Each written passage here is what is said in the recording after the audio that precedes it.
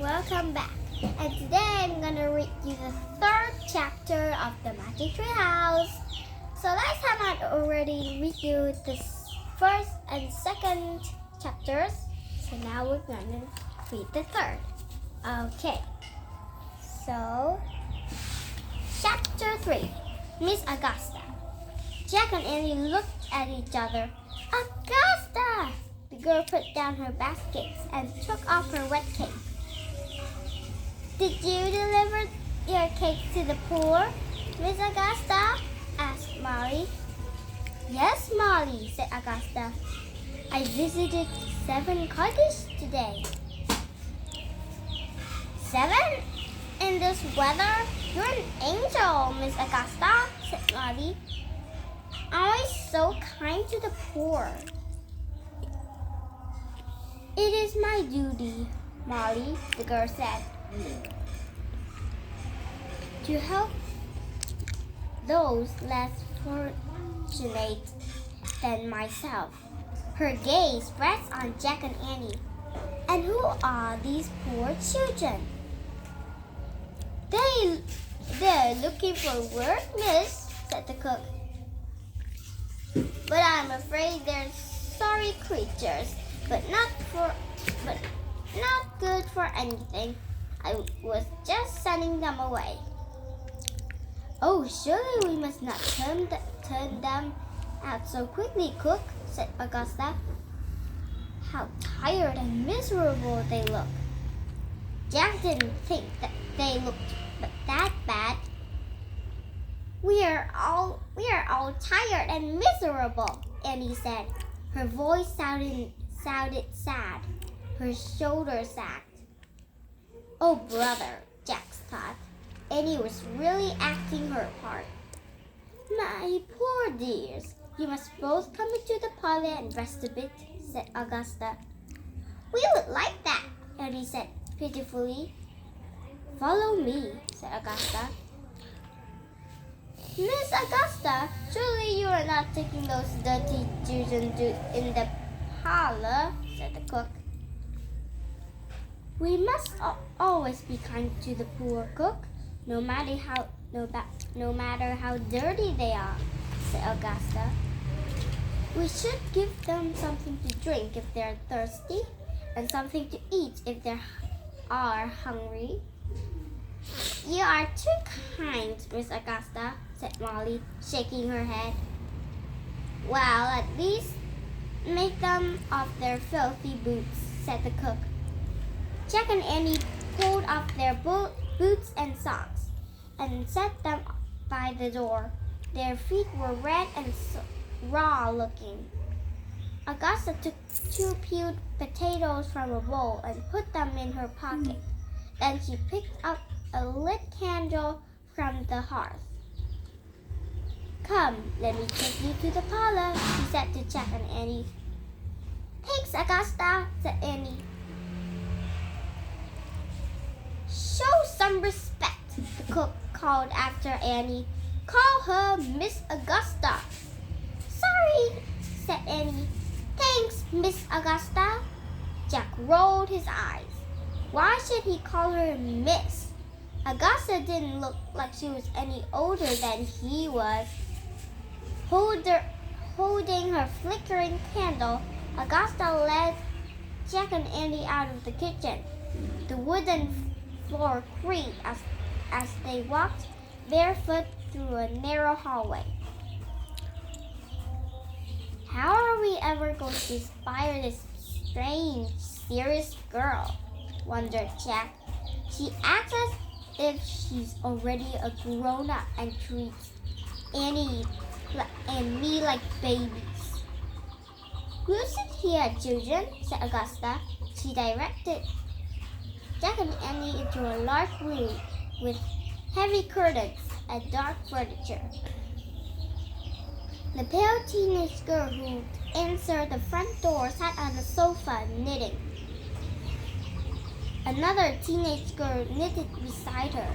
They scowled when they saw Jack and Annie. What are you doing, Augusta? asked the pale girl. Why are you bringing those two into the parlor? I invited them to tea, Gertrude, said Augusta. She turned to Jack and Annie. Pay no attention to my sisters, she said. Please sit down. Augusta, have you gone mad? Said Gertrude. You cannot invite these two ragamuffins to sit in here. Mother will be furious, said Augusta's other sister. They're filthy. They're not even wearing shoes.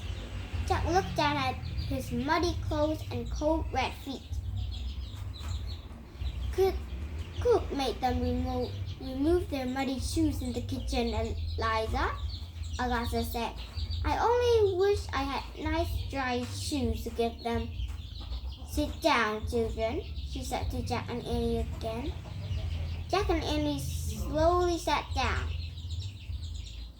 You're going to get in trouble, Augusta, said Gertrude. Mother will never approve, said Eliza. Both sisters shook their heads as they went back to their knitting. Augusta ignored her sisters and walked to a silver teapot on the sideboard. Would you like some hot tea, my poor dears? She asked Jack and Annie. Yes, Miss Augusta, said Annie. Jack nodded. Hot tea sounded good. He still felt chilled from the cold wind and rain. There was a fireplace in the dreary parlor, but no fire was lit. Everything in the room seemed dark and gloomy, except for a few books on the table. As Augusta poured tea into fancy china cups, Jack leaned closer to get a look at the books. One was titled The Plays of William Shakespeare. Another was called The Tales of King Arthur. Jack smiled to himself. Seeing those book titles made him feel a little more comfortable. Augusta carried cups of tea to Jack and Annie. Then she pulled the potatoes out of her pocket and gave one to each of them. Thank you, Miss Augusta, said Annie. Jack took a sip of tea, but it was too bitter and hot to drink.